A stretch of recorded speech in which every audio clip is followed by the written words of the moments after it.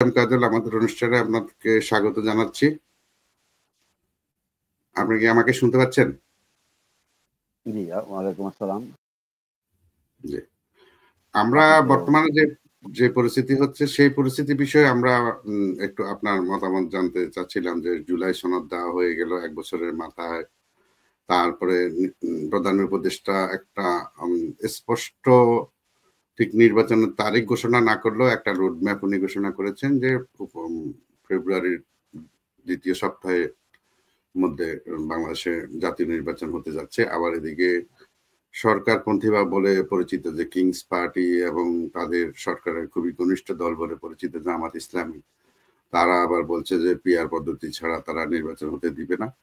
এভাবে নানা রকম নাটকীয় ঘটনা প্রবাহে আমাদের একটা বছরের মাথায় নানা পর্যায়ের ঘটনা প্রবাহ আমরা দেখতে পাচ্ছি। খুবই নাটকীয় পরিস্থিতি। কেউ কেউ বলছে যে পাতানো কিছু পরিস্থিতিও আছে। আপনার আসলে এসব বিষয়ে আপনি কি বলবেন প্রথমত? প্রথম সবাইকে সোজা কথার আজকের এই আলোচনা অনুষ্ঠানে সবাই যারা দর্শক দেখবেন তাদের প্রতি আমার প্রথমেই শুভেচ্ছা, শুভকামনা সবকিছু রইল। প্রবাস জীবন থেকে আসলে বাংলাদেশকে যেভাবে দেখছি সেটা হলো যে বাংলাদেশের একটা রক্তক্ষয়ী অভ্যুত্থানই বলা যায়। অভ্যুত্থানের ভিতর দিয়ে বাংলাদেশে একটা একটা ফ্যাসিস্ট সরকার শেখ হাসিনার সরকার, আওয়ামী লীগের সরকার, ১৪ দলের সরকার উৎখাত হয়ে গিয়েছে। আসলে উম আজকের এই বছরের শুরুতে মানে ১ বছর পার হয়ে গিয়েছে, সেখান থেকে দাঁড়িয়ে আমরা যদি মনে করি যে বাংলাদেশে আমাদের প্রত্যাশা কেমন ছিল, আমরা কি উম উম সরকার কেমন চাই, আমরা জনগণ কি চাই, এই বিষয়গুলো সমাধান হওয়ার জন্য আসলে উম সবাই আমরা রাজনৈতিক দলগুলোর দিকে তাকিয়ে আছি। কিন্তু জনগণ অংশগ্রহণ এখন পর্যন্ত আমার কাছে মনে হয়নি যে জনগণ অংশগ্রহণ করে। মানে শাসন ব্যবস্থা কি জনগণের জন্য হবে কিনা, জনগণ এই শাসন ব্যবস্থায় জনগণ নিপীড়িত হবে কিনা, জনগণ নির্যাতিত হবে কিনা, জনগণ বিচার বহির্ভূত হত্যাকাণ্ডের শিকার হবে কিনা, জনগণ উম নানান ধরনের অপশাসনের শিকার হবে কিনা, কালাকানুন বাতিল হবে কিনা, সব প্রশ্নগুলাই রয়ে গিয়েছে। মানে ১ বছর অতিক্রম হয়েছে, কিন্তু আপনারা জানেন বহুল আলোচিত ডিজিটাল সিকিউরিটি অ্যাক্ট, যে অ্যাক্টে আমি একজন ভুক্তভোগী আসামি ছিলাম। আমাকে আসামি করা হয়েছিল। একই সাথে ৫৪ ধারায় একটি আইন ছিল, সে আইনে আমাকে গ্রেপ্তার দেখিয়ে দেখানো হয়েছিল, এবং আরেকটা মামলা হয়েছিল, সেটা হলো যে আমি নিজ দেশে আসলে আমি উম অনুপ্রবেশকারী ছিলাম। মানে বিচিত্র জীবন, বিচিত্র অভিজ্ঞতা, জেল, কারাগার, মামলা, গুম। একটা মানুষের জীবনে সর্বোচ্চ যে নিপীড়ন দরকার, একটা মানুষকে দমন করার জন্য, একটা মানুষকে ধ্বংস করে দেওয়ার জন্য, একটা মানুষের স্বাভাবিক জীবন নষ্ট করে দেওয়ার জন্য, একটা মানুষের আ সমাজ থেকে বিচ্ছিন্ন করে দেওয়ার জন্য, রাষ্ট্র থেকে বিচ্ছিন্ন করে দেওয়ার জন্য, পরিবারটাকে ধ্বংস করার জন্য, সব মিলিয়ে এক ধরনের উম নিপীড়নের শিকারের ভিতর দিয়েই আমি আছি আরকি। কেমন আছি এটা তো আসলে ব্যাখ্যা করা মুশকিল। পরিবর্তনের ১ বছর আমাদের আলোচনার প্রধান সূত্রপাত। প্রশ্নটি হলো যে আসলে পরিবর্তন তো খুব বাজে অবস্থা। পরিবর্তনের পরবর্তী পরিস্থিতি ১ বছর যা প্রত্যাশাই ছিল না, তেমন ঘটনাই ঘটেছে বাংলাদেশে। রাজনৈতিক দলগুলি কোনো দায়িত্ব পালন করতে পারেনি। একেবারেই পারেনি, আমি মনে করি যে পারেনি তারা। পারলে আজকের বাংলাদেশ যে ১ বছর আগে যে ১ বছর পর এসে যে অনিশ্চয়তা, নির্বাচন, গণতন্ত্র, বাক স্বাধীনতা, মিডিয়া ভূমিকা সব মিলিয়ে যদি আমরা তাকাই যে সামাজিক যোগাযোগ মাধ্যম এখন রেস্ট্রিক্টেড হয়েছে আরো আগের থেকে। অনেক মানুষ এখন বোল্ড ফুটেছে। আমি আপনি যখন কথা বলতাম বাংলাদেশে দুঃশাসনের বিরুদ্ধে, অপশাসনের বিরুদ্ধে, কিংবা মৌলবাদী কোনো অপকর্মের বিরুদ্ধে, সবকিছু মিলিয়ে বাংলাদেশের একটা সুস্থ ধারা রাজনীতির পক্ষে যখন কথা বলতাম, তখন বাংলাদেশে আজকে যারা বোল্ড ফুটেছে আমি বলি এদেরকে। ৫ই আগস্টের পর মানুষের বোল ফুটেছে। মানে কথা বলার স্বাধীনতা পেয়েছে।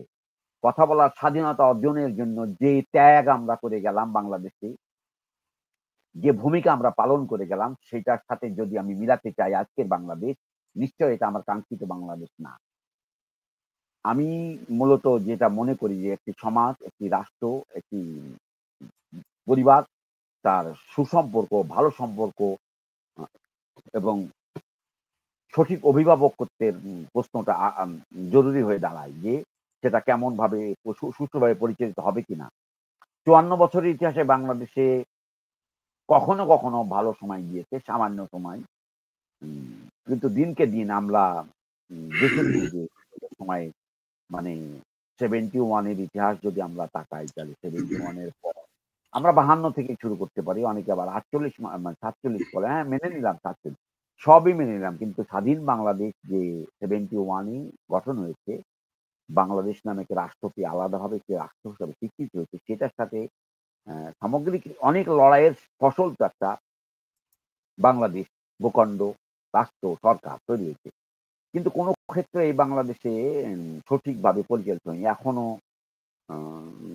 আপনার সাথে আমি দীর্ঘ আলোচনার ভিতর দিয়ে যে কথা বলতে চাই যে আমরা মানবাধিকারের কথা বলি, আমরা গণতন্ত্রের কথা বলি, আমরা সুশাসনের কথা বলছি, আইনের শাসনের কথা বলছি। আমরা কি দেখছি এই ১ বছর ধরে?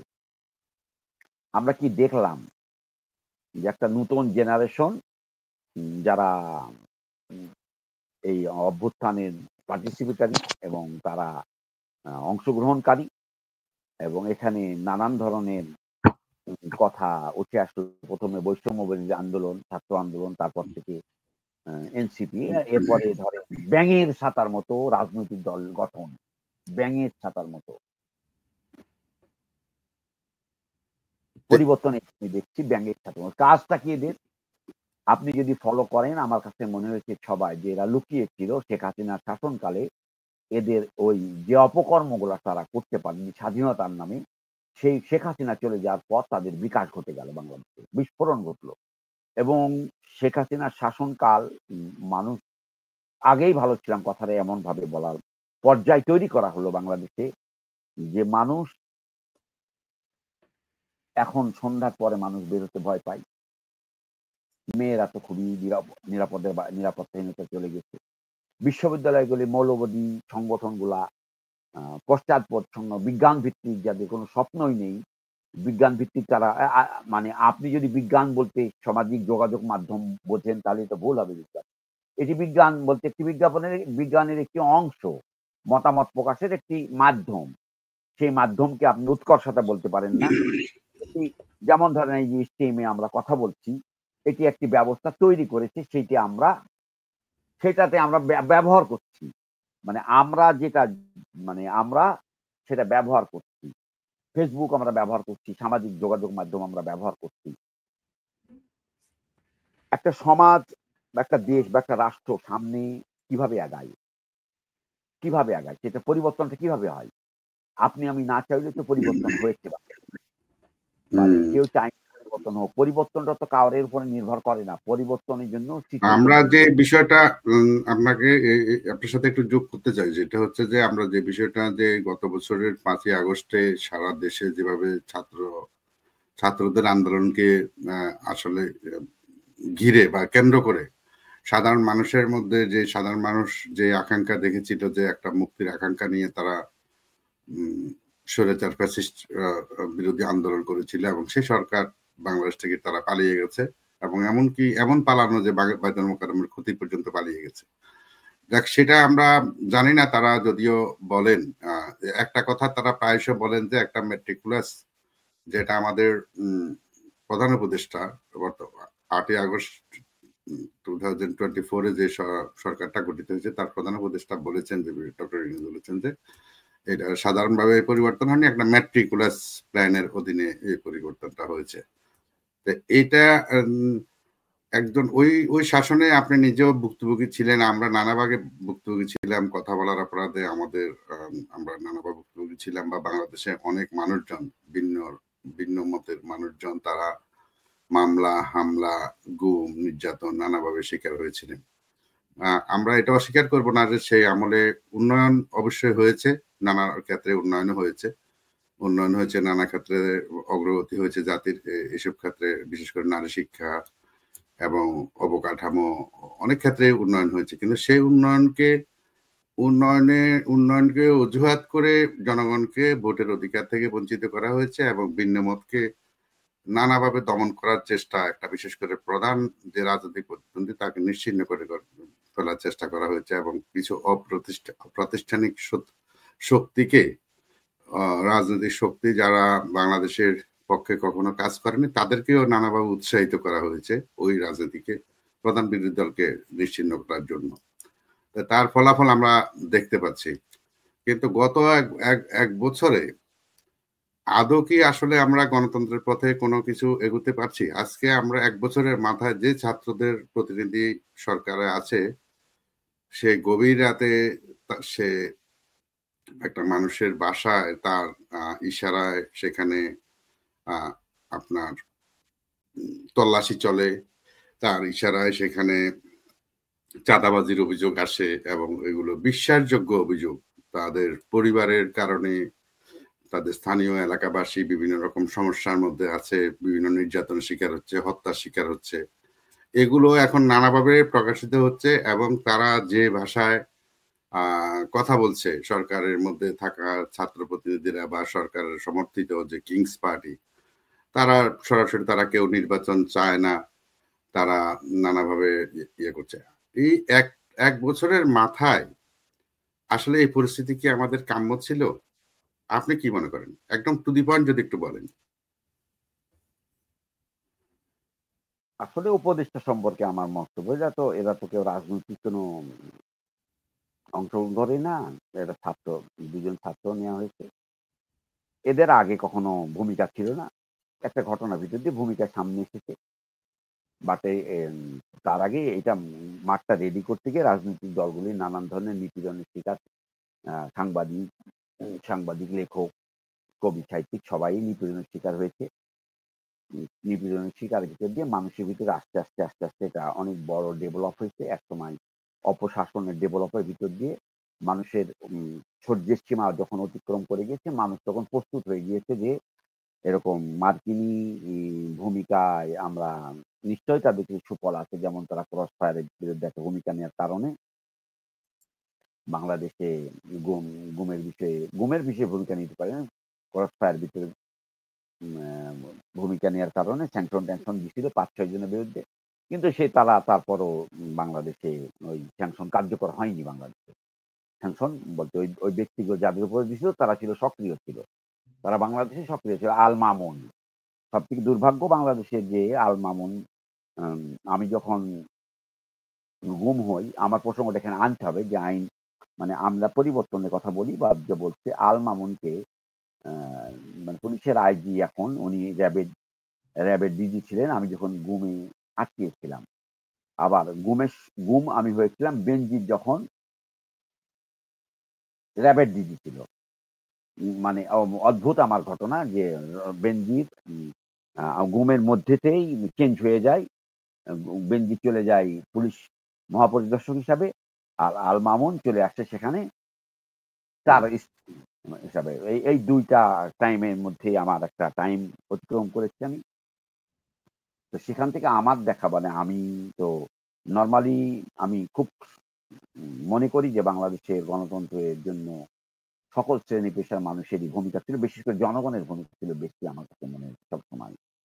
আপনি নিশ্চয় জানেন যে ডিজিটাল সিকিউরিটি অ্যাক্ট মামলাগুলা যদি আপনি দেখেন বাংলাদেশে বাক স্বাধীনতা হরণ এবং এটার কারণে মানুষের ভীতি সঞ্চার করা, মানুষকে কথা বলতে না দেওয়া, মানুষের জবান কেড়ে নেওয়া সব মিলায়ে শেখ হাসিনা সরকার এক জগদ্দল পাথর তৈরি করেছিল। এটি ঘটেছিল তার দলের ভিতরেও। তার দলের ভিতরেও তার নেতাকর্মীরা কথা বলতে পারত না। যে কারণে নির্বাচিত বা জনগণের প্রতিনিধি নির্বাচিত হতে পারেনি বাংলাদেশে কখনো। মানে দীর্ঘ আ অনেক বছর ধরেই ধরেন ১০ টি বছর আমি ধরে নেব এটা আরকি। মানে একটা ফর্মে আমি ১০ টা বছর ধরে নিলাম। ১০ টা বছর না আরো বেশি হবে। কিন্তু আমি একটা assumption করে নিলাম ধরেন আপনি। এই ১০ টা বছরে যে বাংলাদেশে যে স্টিম রোলার শাসন চালিয়েছে শেখ হাসিনা, যার পরিপ্রেক্ষিতে বাংলাদেশের এক ধরনের বড় ধরনের অভ্যুত্থান ঘটে যায়। এই অভ্যুত্থানে নিপীড়নের শিকার হয়েছিল জনগণ। জনগণ কোন অংশ? নিচের অংশ। রাজনীতিবিদ নেতারা নিপীড়নের শিকার হলেও মামলা হয়েছে তাদের নামে ১০০-২০০ কিন্তু তারা ঘুরে ফিরে বেড়াতে পেরেছে। দ্রুত তাদের জামিনও হয়েছে, 2-1 মাস তারা জেল খেটেছে, 3 মাস জেল খেটেছে, দীর্ঘমেয়াদী তারা জেল কাটে নাই। শেখ হাসিনা খুব ট্যাকটিক্সটা খুবই ভালো যে জনগণকে নিপীড়ন করতে করতে করতে একসময় জনবিস্ফোরণ হয়ে গেল বাংলাদেশে। আর এইটাকে নেতৃত্বের দাবিদার হয়ে গেল, এই অভ্যুত্থানের নেতৃত্বের দাবিদার হয়ে গেল জানিপপ না কি যেন একটা সংগঠন হয়েছে, জানি কি যেন নাম এটা আর কি, আরে কলিমুল্লার নাম চলে আসে। এই যে নতুন সংগঠন, এরা দাবিদার হয়ে বসলো যে আমরা করেছি এইটা, আমরা করেছি এই অভ্যুত্থান, আমরা করেছি ম্যাট্রিক ডিজাইন। আসলে ডিজাইন বলে কিছু ছিল না, মানুষের যে দেয়ালে পিঠ থেকে গিয়েছিল, মানুষ তখন আর বিকল্প রাস্তা না, দেখে।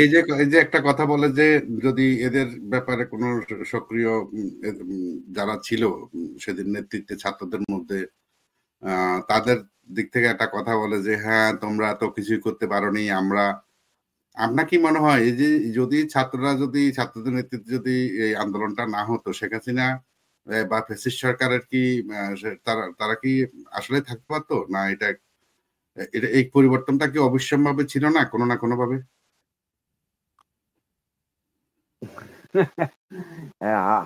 না, একটা হাসি আমার কাছে হাসি হুম, লাগলো যে হুম, আসলে আমি না থাকলে হবে না, সে না থাকলে হবে না, ব্যাপারটা এরকম পাবে।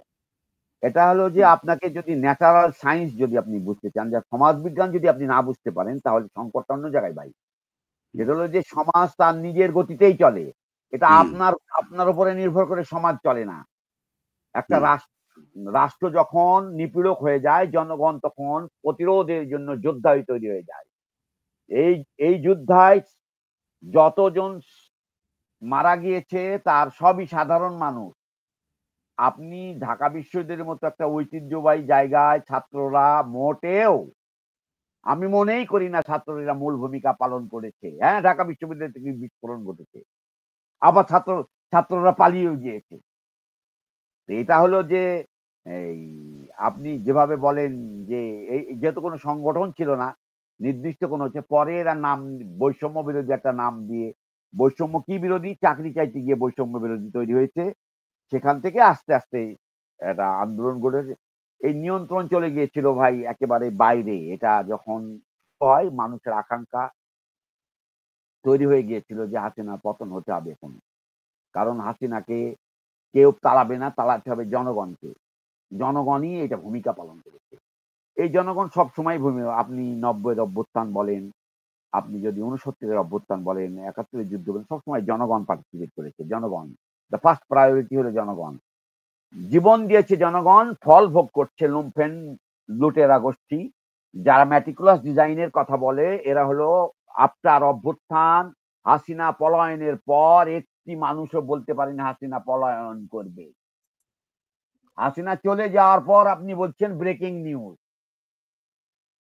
হাসিনা গুছিয়ে গেছে বাংলাদেশ থেকে চলে যাওয়ার সময়। হুট করে হাসিনা যায়নি তো। এই সত্য তো প্রকাশিত বাংলাদেশে। হাসিনাকে হেলিকপ্টারে করে আপনি দিয়ে এসেছেন। এইটা সত্য। আপনি হাসিনাকে পৌঁছায় দিয়েছেন, এটা সত্য। তাহলে আপনার রাষ্ট্র এই দায়িত্ব পালন করেছে তাকে পৌঁছে দেওয়ার জন্য, তাকে নিরাপদে সরিয়ে যাওয়ার জন্য। কিন্তু তার আগে আমরা যদি শেখ পরিবারের দিকে তাকাই, বাংলাদেশের এই অভ্যুত্থান, শেখ পরিবারের একটি প্রাণীও গ্রেপ্তার হয়নি, একটি প্রাণীরও ক্ষতি হয়নি। আক্রমণ হয়েছে তাদের বাড়ি ঘরে বা XYZ এ। মেটিকুলাস ডিজাইন তখনই কার্যকর করেছে যখন শাসক হুম, কুল হাসিনা চলে যাওয়ার পর ক্ষমতা দখলের জন্য মেটিকুলাস ডিজাইন বাস্তবায়ন হয়েছে। মেটিকুলাস ডিজাইনের টাইম ২ ভাগ করে ফেলেন আপনি। মেটিকুলাস ডিজাইন আন্দোলন হয়নি, উৎখাত হয়নি হাসিনা। উৎখাত হবার পর মেটিকুলাস ডিজাইন বাংলাদেশে ক্ষমতা দখলের জন্য ব্যবহার করা হয়েছে। যে কারণে আমরা মব জাস্টিস করে আমাদের প্রধান বিচারপতিকে নিয়োগ হতে দেখেছি। যে কারণে মব জাস্টিস করে আমরা নানান ধরনের পদ দখল হতে দেখেছি। যে কারণে আমরা দেখেছি যে বাংলাদেশের বিভিন্ন জায়গায় দখলদারিত্ব, ক্ষমতা প্রয়োগ সব এটা হলো ওই আপনার প্রথমে মাথায় হাত বুলিয়ে রাজনৈতিক দলগুলির, তারপরে তারা রাষ্ট্রের চেয়ারে দখল করেছে। এটা মেটিকুলাস ডিজাইনের অংশ। সেখানে ভূমিকা পালন করেছে বিদেশি বিভিন্ন সংস্থা, দূতাবাস, XYZ, অনেকেই করেছে ভূমিকাটা পালন ওই সরকারটা গঠনের ক্ষেত্রে। তাকে দেখেন সরোয়ারের মতো, ফারুকের মতো বা যা অনেকের মতো যে মানুষগুলি যারা ভূমিকাই নেই হাসিনার বিরুদ্ধে, যারা দুঃশাসনের বিরুদ্ধে কথাই বলেনি, তারা যখন রাষ্ট্রের চেয়ারে বসে পড়েছে তখন তো মানুষের ভিতরে প্রথমে ধাক্কা লেগে গিয়েছে, হাউ ফানি। এটা তো আপনাকে ধারাবাহিক আপনার কথার সাথে একটু আমি যে বিষয়টা যোগ করতে যাচ্ছি, আপনার কথাটা সেটার সাথে যে কথাটা যোগ করতে যাচ্ছি সেটা হচ্ছে যে স্বৈরাচার বা পেশিবাদ আমরা কেন বলেছি, যে যখনই ভিন্ন মতের মানুষ কোন রকম কর্মসূচি দিয়েছে, রাজনৈতিক কোনো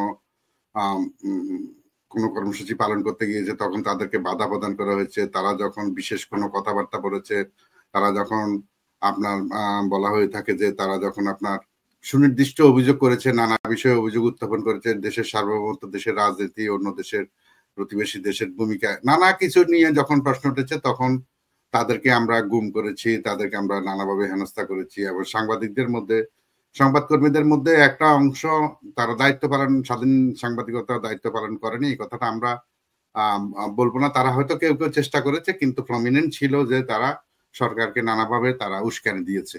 আমরা সেটাও দেখেছি যে বিভিন্ন সময় উস্কানি দেওয়া হচ্ছে বিরোধী দলের বিভিন্ন রকম রাজনৈতিক কথাবার্তাকে বা খুবই সিরিয়াস নিয়ে সরকারি দলের কাছ থেকে এটা নিয়ে একটা উস্কানি আমরা সংবাদপত্রের ভূমিকা আমরা দেখেছি। কিন্তু গত কিছুদিন ধরে, বিশেষ করে এখন আমরা যেটা দেখছি গত 1 বছর ধরে, সেখানে উল্লেখযোগ্য পরিমাণের সাংবাদিকের বিরুদ্ধে মামলা করা হয়েছে, এবং সেই পুরনো আইনে।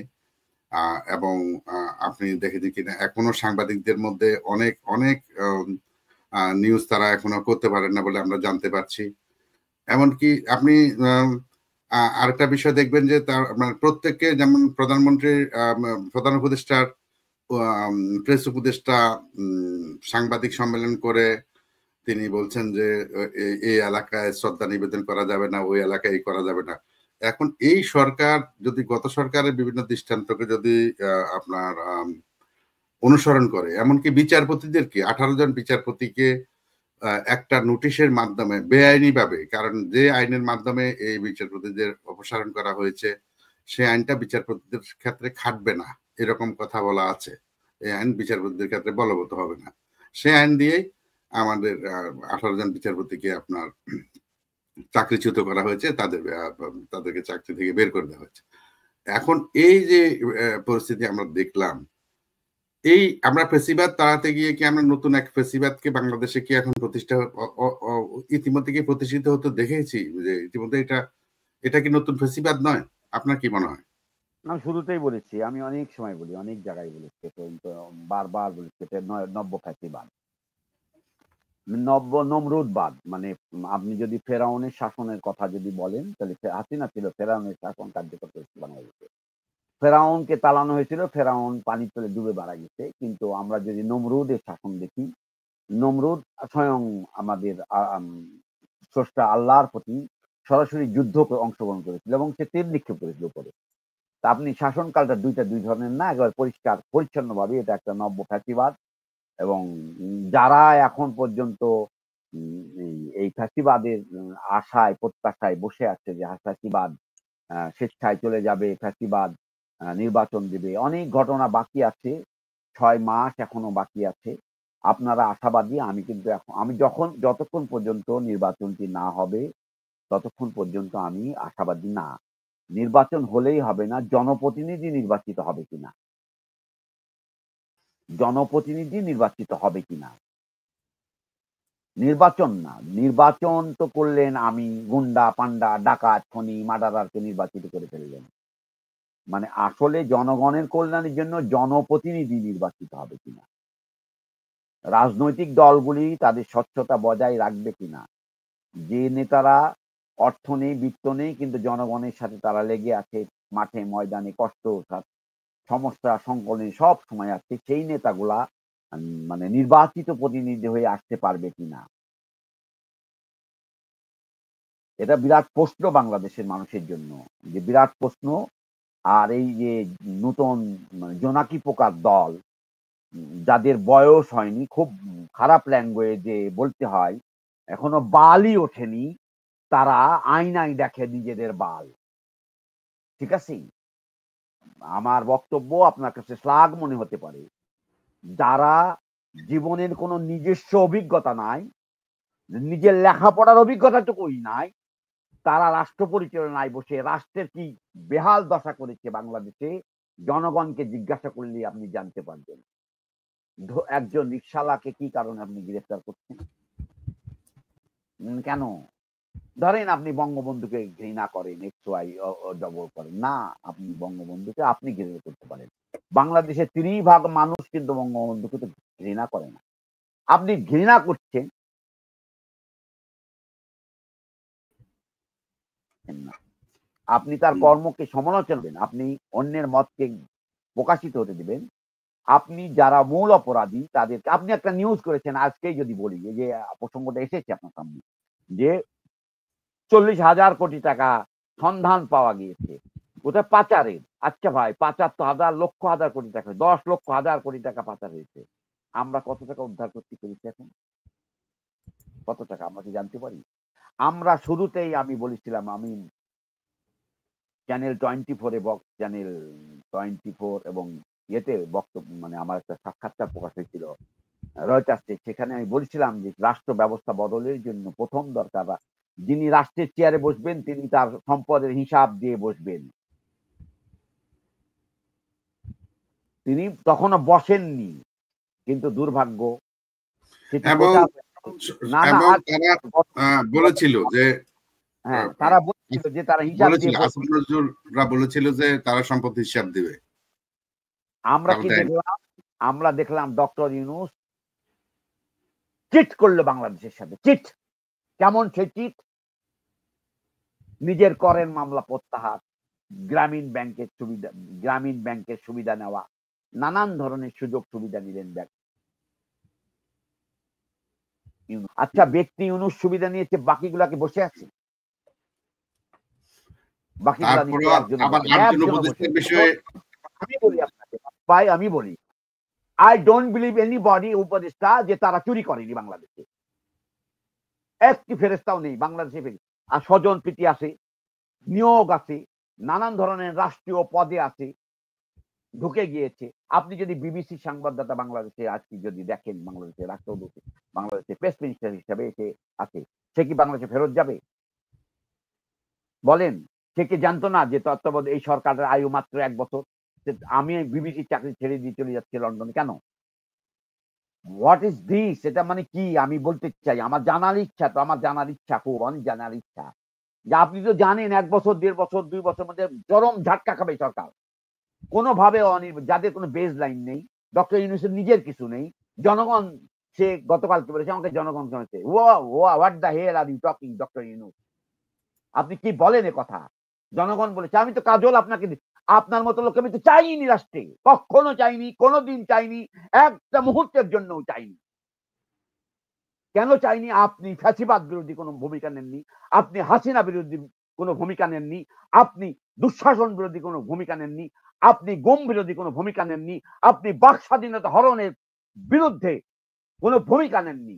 আপনাকে কেন আমি রাষ্ট্রের প্রধান হিসাবে দায়িত্ব পালন করার জন্য বলবো? একেবারে নির্বোধ রাজনৈতিক দল বাংলাদেশের নিজেরা লুণ্ঠন অংশগ্রহণ করেছে বলে আজকের বাংলাদেশে এই পরিস্থিতি। বাংলাদেশে রাজনৈতিক দলগুলি, বড় দল জামাত, বিএনপি লুণ্ঠনের রাজ্য কায়েম করেছিল, বাংলাদেশ করেছে। আপনি অস্বীকার করতে পারেন না। কেন অস্বীকার করবে? আলোচনা যখন করবেন তাহলে তাদের উচিত ছিল যে জনপ্রতিনিধি হওয়ার জন্য জনগণের কাছে দায়বদ্ধ। তাদের সামনেই উদাহরণ শেখ হাসিনার, তাদের সামনেই উদাহরণ ভয়ঙ্করতম এক পতনের। আজকে তারা বলছে সরকার গঠন করবে। সরকার গঠন করবে সবাইকে নিয়ে। প্রসঙ্গ কেন আসছে? যে পরিবর্তনের ১ বছর আমরা কি দেখেছি? আমি যাদেরকে চাইনি তারা, হ্যাঁ, আমি চাইতাম। তখনই তো একটা জাতীয় সরকার গঠন করা উচিত ছিল বাংলাদেশে। যেটি অন্যায় করা হয়েছে রাজনৈতিক দল, বৃহৎ দল হিসাবে বিএনপি অন্যায় করেছে। এখন বলছে তারা নির্বাচিত হওয়ার পর কি করবে? নির্বাচিত হওয়ার পর আপনার তো দলের ক্যান্ডিডেট আছে প্রত্যেকটা জেলা, উপজেলা, মহল্লায় ৫টা ৬টা করে। আপনি কিভাবে বন্টন করবেন এটা? আপনি তো আওয়ামী লীগের মতোই হবে। কেউ তো তার এমপির তো পদ, মামা সবাই তো পাওয়ারে যেতে চায়, রাজনীতি মানে পাওয়ার। আসিফের মতো একটা ন্যাংটা ছেলে সে বিপ্লবের নেতৃত্বের দাবিদার হয়ে বসলো। জীবন দিয়েছে শত শত মানুষ, হাজার মানুষ জীবন দিয়েছে। হাজার মানুষের ত্যাগের বিনিময়ে অর্জিত বাংলাদেশের এই অভ্যুত্থান, সেই অভ্যুত্থানকে আজকে ভুলণ্ঠিত করে দিচ্ছে বাংলাদেশের রাজনৈতিক দল, এই ভণ্ডরা সবাই মিলে। আপনি কিসের পরিবর্তনের কথা বলছেন? যে পরিবর্তন ব্যবস্থা বদলের কথা বলে না, যেই সংবিধানে লেখা যায় না যে রাষ্ট্র 4টি মৌলিক 5টি মৌলিক চাহিদা রাষ্ট্র নিজ দায়িত্বে পূরণ করবে, নিজ দায়িত্বে সে রেসপন্সিবিলিটি নেবে। আপনি লিখে দিলেন যে 4টি মৌলিক চাহিদা, চাহিদা মানুষের মৌলিক চাহিদা, এটা লেখার সাথে বাংলা জনগণের পার্টিসিপেট কি হবে, জনগণের সাথে কানেক্ট হবে। জনগণকে আপনি ভাতা দেবেন 200 টাকা, মানে জনগণকে আপনি একটা বৃদ্ধ ভাতা দেবেন 400 টাকা দিয়ে, বলবেন আমি জনগণের জন্য করলাম। আপনি জনগণের টাকায় ঘুরছেন ফিরছেন, প্যারাডো চড়ছেন, আপনি প্লেনে উঠতেছেন, আপনি জনগণের টাকায় ভোগ বিলাস করছেন, আপনি জনগণের টাকায় আলিশান জীবনযাপন করছেন, হাঁসের মাংস নাস্তা করতে যাচ্ছেন ওয়েস্টিন হোটেলে। আপনার বাপ দাদা 14 পুরুষ কি ওয়েস্টিন হোটেলের নাম শুনেছে? আপনি যে নাস্তা করতে যান, আপনি উপদেষ্টা কে বাংলাদেশে? কে আপনাকে এখতিয়ার দিয়েছে বাংলাদেশে যে লুণ্ঠনের জন্য, খুনের জন্য, মব জাস্টিসের জন্য কে এখতিয়ার দিয়েছে? বিচার হবে না আপনাদের? কি বিচার? তো জনগণ, আপনার বিচার কখনো কোনোদিনই কখনো মানে সঠিক বিচার মানুষে করতে পারে না, এটা বিচার হয়ে যায় প্রকৃতিক ভাবে। আজকে আর্মি বাংলাদেশের একটা অথর্ব বাহিনীতে পরিণত হয়েছে। আজকে একটা বছর ধরে বাংলাদেশে বিশেষ ক্ষমতা, বিশেষ পাওয়ার নিয়ে আর্মি আছে বাংলাদেশে। বলে না আর্মির ভূমিকাই বেশি, প্রসঙ্গ আসবে না পরিবর্তন। শেখ হাসিনাকে সব চলে গিয়েছেন। কারা নেগোশিয়েট করেছে $1 বিলিয়ন নেগোশিয়েট সমস্ত নেতা নেত্রীকে পার করে দেওয়ার জন্য? কারা নেগোশিয়েট করেছে? আন্তর্জাতিক, লোকাল? আমরা তো জানতে চাই, সাংবাদিক হিসেবে আমাদের জানার এখতিয়ার আছে। আমরা জানতে চাই যে আর্মি এই কাজটি করতে পারে কিনা। পারে না, আইনগতভাবে পারে না তারা। কিন্তু এবং আমরা কি দেখলাম, আমার সিলেটে যে সাদা পাথর, যে সরকার এই একটা পাথর রক্ষা করতে পারে না, সেই সরকার কিভাবে নির্বাচন প্রক্রিয়ার মতো একটা কঠিন কাজ শেষ করবে? যে সরকার মানে সাধারণ মানুষের এখন পর্যন্ত 1 বছর হয়ে গেছে, এখন পর্যন্ত পুলিশ বাহিনীকে পুনর্গঠিত করতে পারে নাই, আইন শৃঙ্খলা পরিস্থিতির উন্নতি করতে পারে নাই, আইন শৃঙ্খলা পরিস্থিতি স্বাভাবিক করতে পারে নাই, যাদের বিরুদ্ধে 8 জন উপদেষ্টার বিরুদ্ধে সরাসরি অভিযোগ এসেছে, সুনির্দিষ্ট অভিযোগ এসেছে দুর্নীতির, এবং একজন উপদেষ্টার বিরুদ্ধে সরাসরি চাঁদাবাজিতে জড়িত থাকার অভিযোগ এসেছে। 8 জন কেন বলছেন ফারুক ভাই? এভরিবডি করাপ্টেড, এভরিবডি রাষ্ট্রকে ব্যবহার করে নিজেদের বেনিফিট অর্জন করেছে, নাথিং এলস। এবং সেখানে কি ঐক্যমত কমিশন, সংস্কার কমিশন, আমরা যে নির্বাচন সংস্কার কমিশনের যে লোকটা দেখছি যে ডক্টর বদিউল আলম মজুমদার, এদেরকে আমরা গত সরকারের সময়ও নানাভাবে আমরা তাদেরকে সরকারের স্টেক হোল্ডার হিসেবে তারা নানাভাবে সরকার থেকে সুবিধা নিয়েছে। নির্বাচন হয়নি এদেশে, কিন্তু নির্বাচনের বাজেট এসেছে, পর্যবেক্ষণের বাজেট এসেছে, গবেষণার বাজেট এসেছে। এইসব বাজেট গুলা কার পকেটে গেছে? এই ডক্টর বদিউল আলম মজুমদার এখন উনি বিশেষ কমিটির সদস্য ঐক্যমত কমিশনে। আমরা তো জানি যারা কাজ করছে তাদের অবস্থা কি, জানি আমরা তাদের চরিত্র কি, আমরা তো তাদের সম্পর্কে কিছু জানি। তারা কিসের ঐক্যমত করবে? আপনি কি সালিশ করে কি আপনি ঐক্যমত করতে পারবেন? না, জাতির ভিতর থেকে একটা ঐক্যমত আসবে, জাতির একটা রিকনসিলিয়েশন যেখানে করেন না সেখানে আপনি ঐক্যমত কিভাবে করবেন? যেখানে রিকনসিলিয়েশনের কোন প্রসেস আপনি দেন নাই। যারা গত সরকার আমলে বিভিন্ন দায়িত্বে ছিল, মনে করেন বিভিন্নভাবে সরকারি বেসরকারি বা যারা পাবলিক হিসাবে বিভিন্ন আপনার দায়িত্ব পালন করেছে, পেশাজীবী ছিল, তাদেরকে তো নানাভাবে একটা সরকারের সাথে মানুষের কাজ করতে হয়, এটা হচ্ছে বাস্তবতা। আমরা অনেক সময় বলি যে পশ্চিমা সরকারদেরকে আমরা বা বিভিন্ন সরকারকে আমরা যখন প্রশ্ন করছি তাদের প্রতিনিধিকে, যে তুমি জানো যে এরশাদ স্বৈরাচার, বা তুমি জানো যে এই সরকারটা ঠিক মতো কাজ করতেছে না, এই আর্মি সরকার জনগণের ক্ষতি করতেছে, তুমি মানবাধিকারের কথা বলো বা তাদের সাথে কাজ করো কেন? তখন তারা একটা কথা বলে যে এটা তুমি শূন্যতার সাথে তুমি যুদ্ধ করতে পারবে না, তোমাকে একটা মেকানিজমে সবার সাথে যতক্ষণ সেই পাওয়ারে আছে ডিফ্যাক্টো, ততক্ষণ পর্যন্ত তাকে তুমি সেভাবে তার সাথে তোমার লেনদেন করতে হবে, এটা হচ্ছে বাস্তবতা। তাহলে সেই ক্ষেত্রে করে কি, আপনার 15-16 বছর নানা মানুষজনে সরকারের সাথে জড়িত ছিল নানাভাবে, পেশার কারণে সে সরকার অংশ না হয়ে সে একটা পাবলিক মনে করেন একজন মিডিয়ার সদস্য, সে প্রধানমন্ত্রী বিট কাভার করত। এখন প্রশ্ন ওঠে যে রিকনসিলিয়েশনটা কখন আসে, যে এর মধ্যে কারা সরকারের মানে সহযোগী হিসেবে ছিল আর কারা নিজেদের প্রফেশনাল দায়িত্ব পালন করেছে। হ্যাঁ, কারা বিশেষভাবে সরকারের সাথে মিলেমিশে সরকারি দলের লোক বা প্রশাসনের লোক সরকারের সাথে মিলেমিশে জনগণের বিরুদ্ধে ভূমিকা পালন করেছে, অর্থ সম্পদের মালিক হয়েছে। এই রিকনসিলিয়েশনের মাধ্যমে সাধারণত সমাজকে এইভাবে একটা অর্গানাইজ করা হয়। আপনি একটা নির্দিষ্ট পরিমাণ 10% মানুষ বা 20% মানুষ বা 25% মানুষকে আপনি একদম বাদ দিয়ে দেবেন, আপনি একদম তাদেরকে আপনি শেষ করে দিবেন, এটা তো এই এই এই সভ্য পৃথিবীতে হয় না। তাদের তাদের অংশগ্রহণও বিভিন্নভাবে দরকার আছে এবং একটা প্রক্রিয়ার মধ্যে সমাজে শান্তি শৃঙ্খলা স্থাপন করার জন্য এই প্রক্রিয়াগুলো সাধারণত অনুসরণ করা হয়। আর এখন পর্যন্ত তাদের মধ্যে রিকনসিলিয়েশন কোনো প্রশ্ন নাই, আপনার জাস্টিস এনশিওর করা, কোনো বিচার করার কোনো দিকে কোনো খেয়াল নাই তাদের। এখনো তারা কোনো বিচার দূরে থাক, তারা ভালো করে তদন্ত পর্যন্ত করতে পারতেছে না, সবাইকে নিয়ে খুনের মামলা ঢুকাইতেছে। তারপরে মনে করেন যে অন্য সংস্কার তারা কি করবে? সংস্কার মানে যারা একটা একটা পুলিশ বাহিনীকে সবচেয়ে গুরুত্বপূর্ণ, যেটা 2 দিনের জন্য যদি সরকার হয় তাহলে আধা দিন ব্যয় করার কথা শুধু পুলিশ বাহিনীর পিছনে, কারণ যেটা বেসিক সেটা তারা করতে পারে নাই।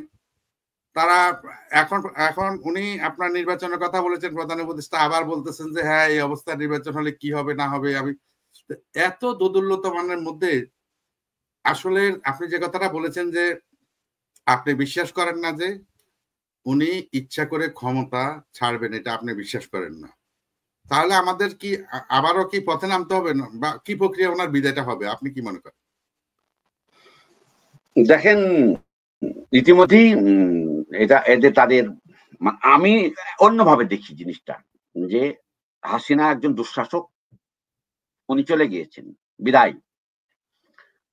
মানে এই ভিতরের অপর পাটে আরো দুঃশাসক লুকায় ছিল, যারা হাসিনার শাসনকালে মাথা চালা দিয়ে উঠতে পারেনি বা ওই রকম দখলদারি বা ওই রকম পজিশনে যেতে পারেনি। এটা হাসিনা চলে যাওয়ার পর একটা ভ্যাকুয়াম তৈরির পর এই ব্ল্যাঙ্কে এই শয়তান পাপিস্টরা এসে বসে পড়ে। ওই যে ম্যাটিকুলার ডিজাইন যেটা বলে, পাপিস্টের দল, এরা অনাচার, পাপাচার, ব্যভিচার আক্রান্ত গোষ্ঠী। আমি এইটা আমার একটা স্লোগান, যে রাষ্ট্র যখন নিজে ব্যভিচারে আক্রান্ত হয়, অনাচারে আক্রান্ত হয়, পাপাচারে আক্রান্ত হয়, সেই রাষ্ট্রের জন্য আর একটা বিকল্প রাস্তা তৈরি হয়ে যায়। আজকে যে এই জেনারেশনের ভিতরে এইরকম ধান্দাল একটা নামধারী ছাত্র, বাটপার, চিটার, প্রতারক, এরা ভণ্ড চাঁদাবাজ এরকম লোকাই ছিল, যাদের আদর্শ নেই, নীতি নেই, যারা ধর্ম বিসমিল্লাহির রহমানির রহিম কোরআনের কিছু আয়াত দিয়ে আপনি জনগণকে বলছেন যে আমরা সুশাসন চাই। এদের লেখাপড়ার মাত্রা কি, এদের লেখাপড়ার জানার জায়গাটা কি? এরা নিজেকে মনে করে অনেক জ্ঞানী। আসলে জ্ঞান সেখান থেকেই অর্জন হয়, জীবনে যদি আপনার ঘটনা আপনার সাথে ঘটে, আপনি প্রকৃত জ্ঞান অর্জন করতে পারবেন, ভালো আর মন্দ। রাষ্ট্র পরিচালনায় তারা না চিনত নেতাদেরকে, না চিনত কোন সাংবাদিককে, তারা একটা ঘটনার ভিতর দিয়ে 36 দিনের ভিতর দিয়ে তারা বাংলাদেশে নিজেদেরকে বেশ কয়েকজন দুর্ধর্ষ চাঁদাবাজ, আমি এদেরকে বলি, এই হাসনাত, এই যে এরা, এই যারা আছে, এরা দুর্ধর্ষ চাঁদাবাজ। মূলত এরা ওই যে ঘাপটি মেরে থাকতো, শিবির ওই ছাত্রলীগের ভিতরেই থাকতো। ছাত্রলীগের চেনা পথে তারা চাঁদাবাজি, ধান্দাবাজি, লুণ্ঠন, ব্ল্যাকমেলিং, তারপরে হলো কিডন্যাপ, এগুলা তারা করেছে বাংলাদেশে 1 বছর ধরে। তারা জানে যে একটি নির্বাচিত, আমি যেখানে যেতে চাই আর যে আলোচনাটা নিতে চাই, যে ইউনূস সরকার, মানে কাল সকালবেলায় ইউনূস সরকার থাকবে না, আপনি এনসিপি নামে যে রাজনৈতিক দল আর থাকবে না বাংলাদেশে, আর্মি সরে যাবে। এদেরকে নির্বাচিত অনেক কঠিন কাজ, নির্বাচন, জনগণের ভোট পাওয়াটা অনেক কঠিন। আর জনগণের ভোটের জন্য জনগণের সাথে সম্পর্ক থাকা লাগে। আপনি 15 দিন 20 দিনের সম্পর্কের ভিতর দিয়ে জনগণের ভোট নেবেন, আপনি কি কোনো গায়েবী শক্তির মালিক নাকি? আর রাষ্ট্রের প্রধান চেয়ার ডক্টর ইউনূস নিজে ভোট দাঁড়িয়ে জিততে পারবে কেন? গ্যারান্টি দিলাম সে জিতবে না ভোটে কোথাও, তার ভোটে কোনো জিতার ক্ষমতা নাই। যদি সে ক্ষমতা বল প্রয়োগ না করে, যদি মেকানিজম না করে, তাহলে সে নির্বাচনে জিততে পারবে না।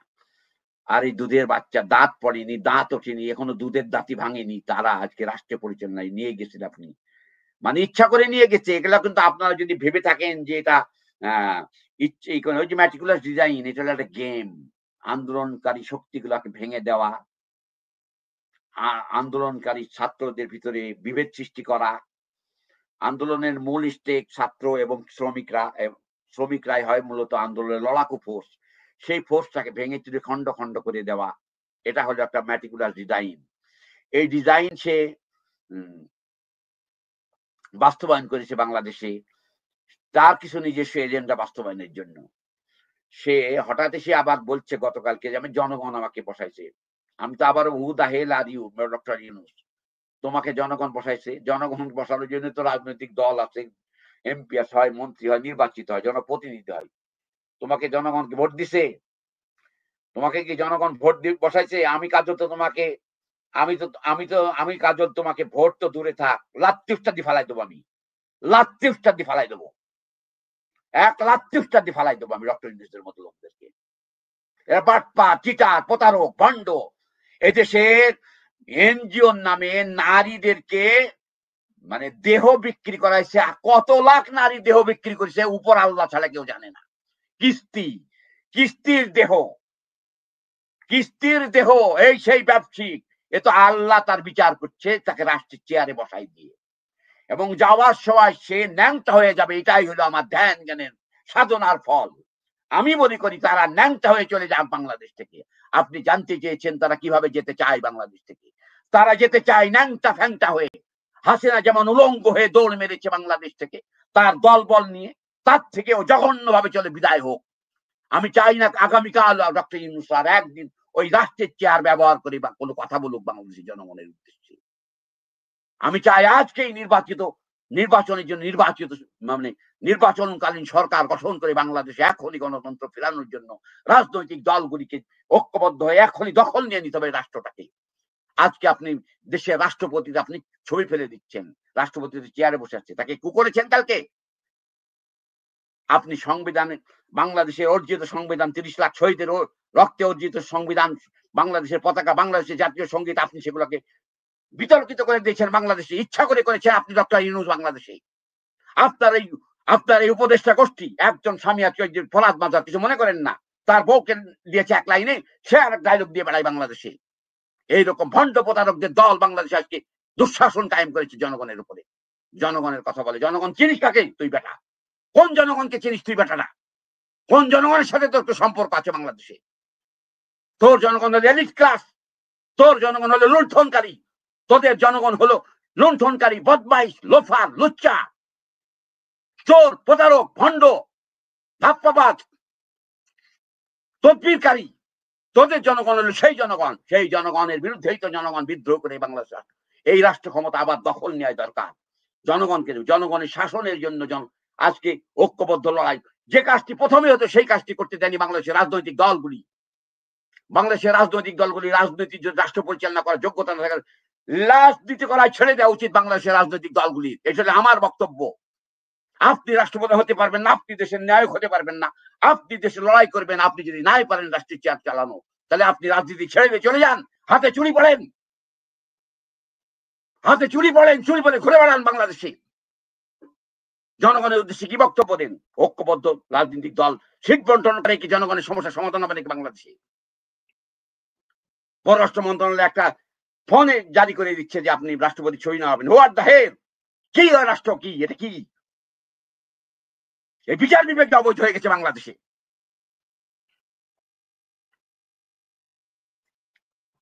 আজকে আপনি যাদেরকে বিচার করা দরকার তার বিচার না করে সাধারণ মানুষ, একটা নারী মিছিলে গিয়েছে, তাকে হত্যা মামলা দিয়ে দিয়েছেন।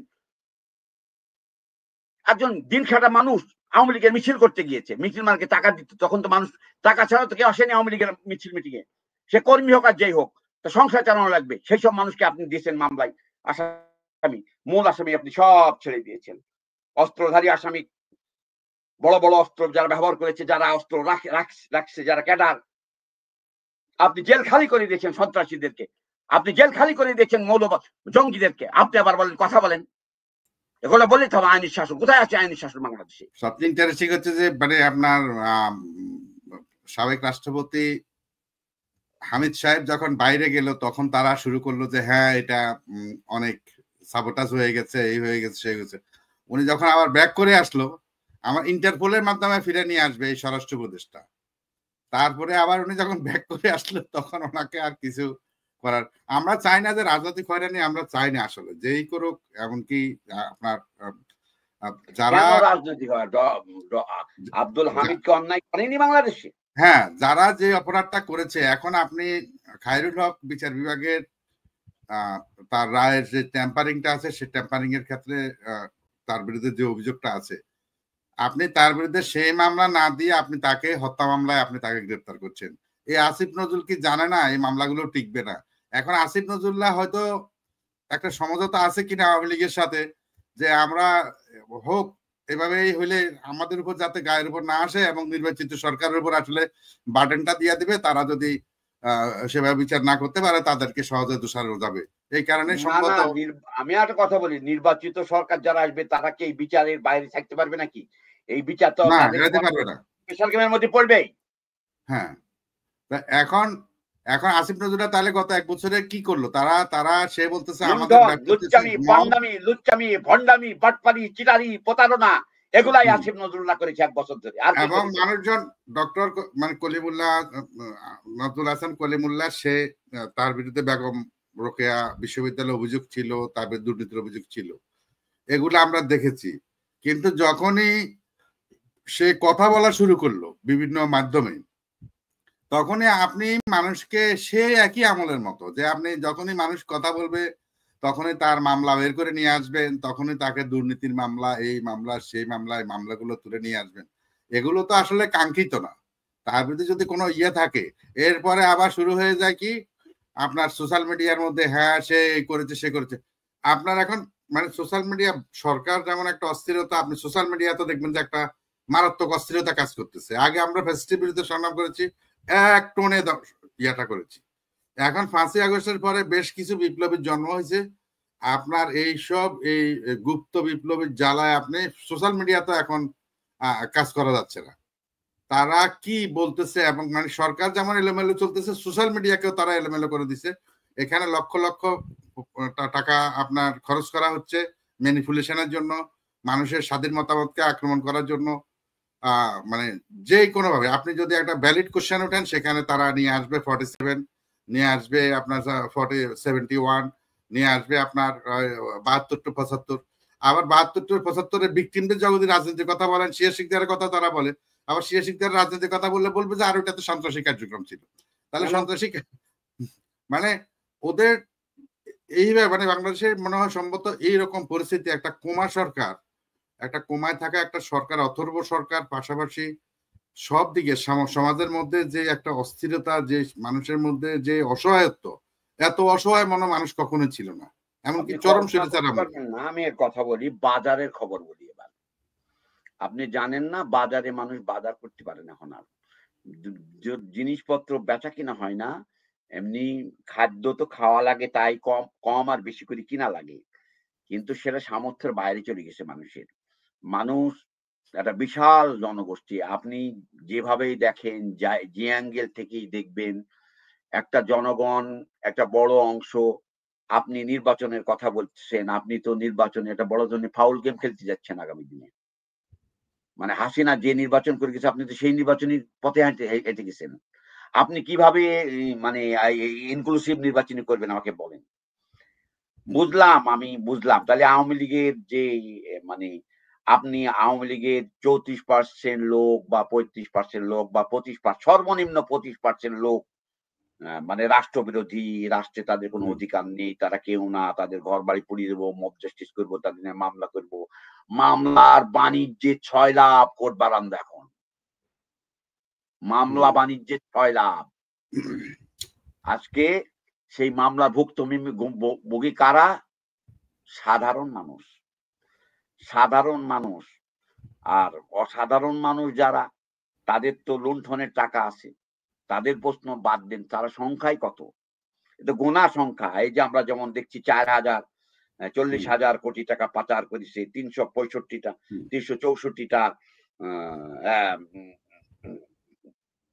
95টা না 365 65টা মাধ্যম ব্যবহার করেছে, পাসপোর্ট আছে 300টা, অ্যান্টিগুয়া, নিকারাগুয়া, অমুক তমুক, এই সেই, হ্যাঁ, মানে যেখানে পাচার হয়েছে টাকা। তা এইরকম ভাবে মানে আমরা যে 10,00,000 টাকা পাচার হয়েছে তার কোনো নেই। বাংলাদেশের অর্থনীতি মুখ থুবড়ি পড়ে আছে।